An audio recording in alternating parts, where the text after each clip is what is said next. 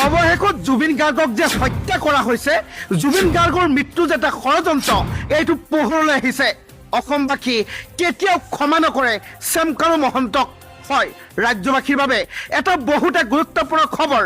শ্যামকানু মহন্তই কি অপৰাধ কৰিছিল, শ্যামকানু মহন্তই জুবিনক লৈ কিমান গুৰুত্ব দিছিলে, তাৰ সবিশেষ আপোনালোকৰ মাজত তুলি ধৰিছোঁ। ন তথ্য পোহৰলৈ আহিছে, আপোনাৰ চকু কপালত উঠিব। হয় ৰাজ্যবাসী, ভিডিঅ'টি আপুনি এতিয়াই লাইক কৰি দিয়ক আৰু জুবিন গাৰ্গৰ মৃত্যুৰ শ্ৰদ্ধাঞ্জলি আপুনি ভিডিঅ'টোৰ কমেণ্টৰ জৰিয়তেও জনাব পাৰে।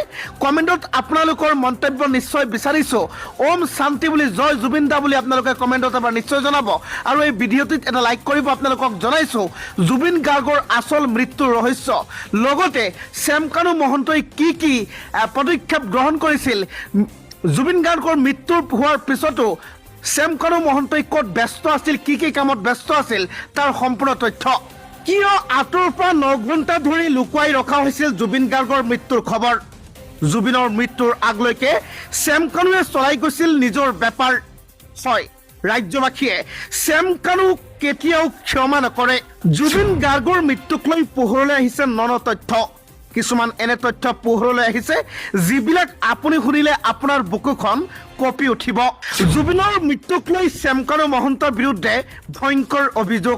জুবিন গাৰ্গৰ মৃত্যুৰ খবৰ লুকুৱাই ৰাখিছিল শ্যামকানু মহন্তই। জুবিন গাৰ্গৰ মৃত্যুক লৈ উন্মোচিত হৈছে ভয়ংকৰ তথ্য। হয়, শ্যামকানু মহন্তৰ লগত কি হোৱা উচিত, শ্যামকানু মহন্তৰ কি হোৱা উচিত, আপোনালোকে ভিডিঅ'টি কমেণ্টত নিশ্চয় জনাব।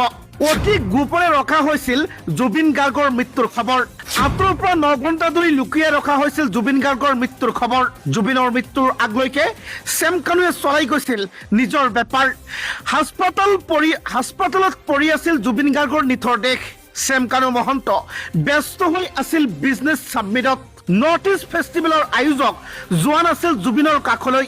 বিশেষ একো হোৱা নাই বুলি বিভ্ৰান্ত কৰিছিল শ্যামকানু মহন্তই।